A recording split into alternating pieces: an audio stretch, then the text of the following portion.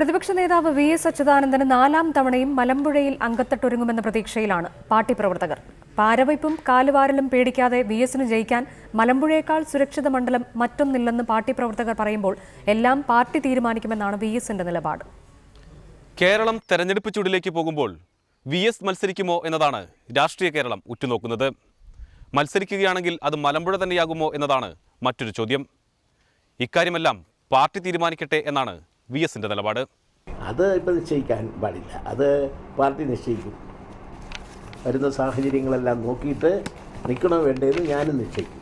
VS. എന്തു പറഞ്ഞാലും മലമ്പുഴയിൽ 4ാമതൊരംഗത്തിന് കൂടി വി.എസ്. തന്നെ എത്തണമെന്നാണ് പാർട്ടി പ്രവർത്തകരുടെയും അനുഭാവികളുടെയും ആഗ്രഹം. മലമ്പുഴ മണ്ഡലത്തിൻ്റെ സമഗ്ര വികസനത്തിന് തൻ്റേതായ കൈപ്പട ചാർത്തുവാൻ വി.എസിന് കഴിഞ്ഞിട്ടുണ്ട്. മത്സരിക്കണം. ആളിപ്പോൾ എപ്പോഴും ആൾക്കൊരു ഓർമ്മശക്തി ഒരു കുറവൊന്നും വന്നിട്ടില്ലല്ലോ. ഞങ്ങൾ വ്യക്തിപരമായിട്ട് മുമ്പിൽ ഇവിടെ നല്ലതേ ചെയ്തിട്ടുള്ളൂ. അതുകൊണ്ട് വീണ്ടും മത്സരിക്കണം ഞങ്ങൾക്ക് താല്പര്യമായിട്ട് തന്നെ കാണുന്നത്.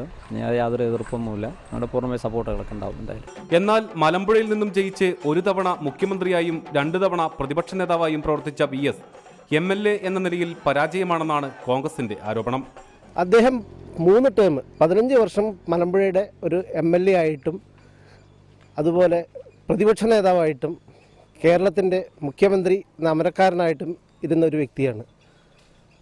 മറ്റുള്ള മണ്ഡലങ്ങളിലെ താരതമ്യം ചെയ്യുന്ന സമയത്ത് മലമ്പുഴ മണ്ഡലത്തിന്, അതായത് ഒരു പ്രതിപക്ഷ നേതാവിൻ്റെ ഒരു മുഖ്യമന്ത്രിയുടെ മണ്ഡലം നിലത്തിന് എടുത്തു കാണിക്കാനും ജനങ്ങളുടെ ഇടയിൽ ഓർമ്മിക്കാനും ഒന്നും ചെയ്തിട്ടില്ല എന്ന് തന്നെയാണ് നഗ്നമായ സത്യം. കഴിഞ്ഞ ലോക്സഭാ തെരഞ്ഞെടുപ്പിലും പഞ്ചായത്ത് തെരഞ്ഞെടുപ്പിലും 20,000-ൽ പരം വോട്ട് നേടിയതിനാൽ ഇത്തവണ നിയമസഭാ തെരഞ്ഞെടുപ്പിൽ വെല്ലുവിളി ഉയർത്താൻ തന്നെയാണ് ബി.ജെ.പിയുടെയും തീരുമാനം. മാരാരിക്കുളത്തെ തോൽവിക്ക് ശേഷം മലമ്പുഴയിലേക്ക് ചുവടുമാറിയ വി.എസിന് കാലുവാരൽ പേടിയില്ലാതെ ഇവിടെ മത്സരിക്കാം എന്നതാണ് പ്രധാനം. ക്യാമറമാൻ പ്രജിത് കൊങ്ങാടിനോടൊപ്പം പ്രസാദ് ഉടുമ്പിശ്ശേരി, റിപ്പോർട്ടർ, പാലക്കാട്.